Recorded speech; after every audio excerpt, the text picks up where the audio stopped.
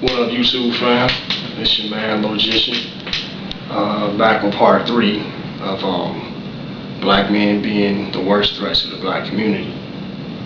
And actually forgot to address a really important subject, and that's the reason why you have such a large criminal element in the black community. And when you think about, black men and our involvement with the drug trade in the black community, in collusion with certain shady aspects of the American government, and other criminal organizations, you can trace a lot of our problems back to that situation. Substance abuse and drugs were really starting in after World War II, when heroin began to be dumped into the black community, the urban black ghettos. And you have on through the drug trade going on all the way up to today. But the thing about it is that, black men's place in the drug trade is just been one of the most horrific and tragic periods in American history. And the reason for that, first of all, there is no black history in America. It's American history. We've been here since before the creation of America. So a lot of people treat it like, black people, this is not our country. We built this freaking country, man. We built the freaking White House. So anyway,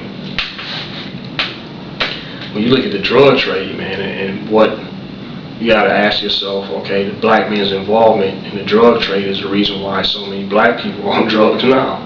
It's as simple as that, man. White people wasn't on the corner, man, dealing heroin and cocaine and dope and all the other drugs that fill our streets today, man. But here's the thing: I asked myself, okay, what was the benefit of all of that? You know what I'm saying? You're talking about hundreds of billions of dollars, man. Hundreds of billions, B-I-L-L-I-O-N. Hundreds of billions of dollars going through the black community, man, and slipping through the hands of and passing through the hands of black men in the black community. What do we have to show for it? Besides death, destruction, an increasing amount of young black men going to prison.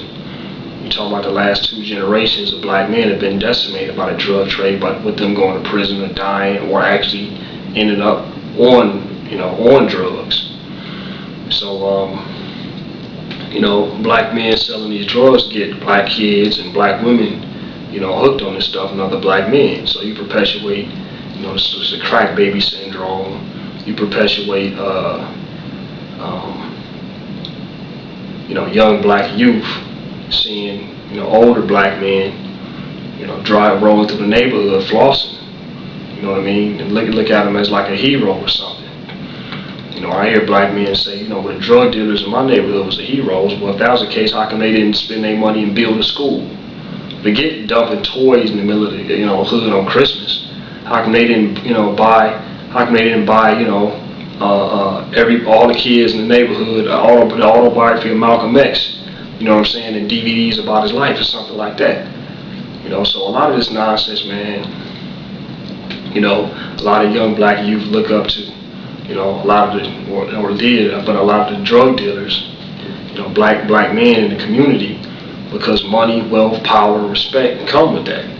But it's a false hope, because in the end, they then created a system whereby you are 100%, 100% of people in the drug trade, if they stay in long enough, will either be killed or sent to prison. And prison, 6 to 7 out of every 10 inmates will return. Okay, it's one of the few products that recycle themselves. You know what I mean? You got as a prison, you're a product, and you leave and you come right back, and they don't have to do nothing. So young black men growing up and looking at the sort of culture of violence and criminal activity, and then now you got kids wanting to grow up to talk about I'm a thug, I'm this and I'm that.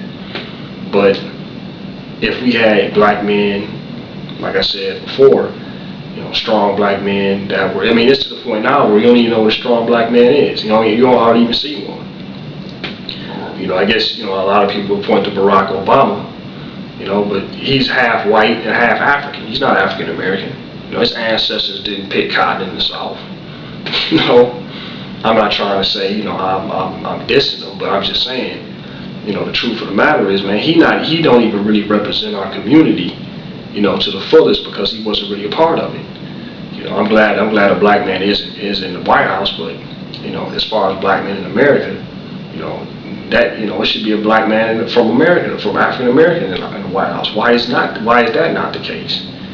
So you got so much energy and creativity, from our people, but if black men, don't step up. You're talking about, you had two of the greatest social leaders in the 20th century, man, existed at the same time, came from the black community, man. Malcolm X and Martin Luther King. Malcolm X had his issues with everybody, man, when he was with the black Muslims, but that brother, because he was trying to look for the truth, when the Mecca came back, changed his name. A lot of people don't know that he healed the relationship with Dr. King. They had opposing views, but he eventually said that Dr. King was right because of what he had experienced in Mecca, and actually went on a speaking tour down south, and a lot of the black churches down south, saying that Dr. Martin Luther King was right, that they should follow him and support him. A lot of people don't know Malcolm X did that. So how is it, we end up today, man, with just, this situation we got with black America, when black men were as strong and as proud as we once were. So between that generation and this generation, man, you got a lot of black men that decided that they wanted to take the quick route, the road of least resistance, man, instead of delayed gratification. The drug trade took us out. Well, I can get rich overnight, okay, but it costs. It costs, man. 2 generations of black men, and you got another 3rd generation, destroying itself just as quickly or much faster. So, anyway, I love black people. These are my people. I'm all about, black men coming up, and I just see how hard it is. I got 3 brothers myself. Me being the oldest, and just how difficult it is for you to raise yourself as a man out here when you don't really have any other black men around to teach you. It's black men around, but they're teaching the wrong thing. A lot of young black kids are being recruited into the drug trade, by older black men. You got a lot of girls that are being turned out, by black men.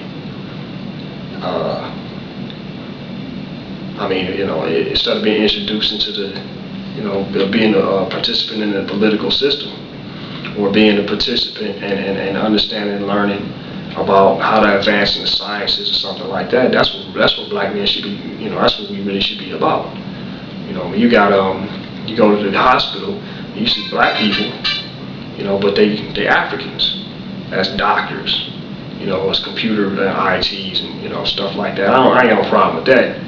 But once again,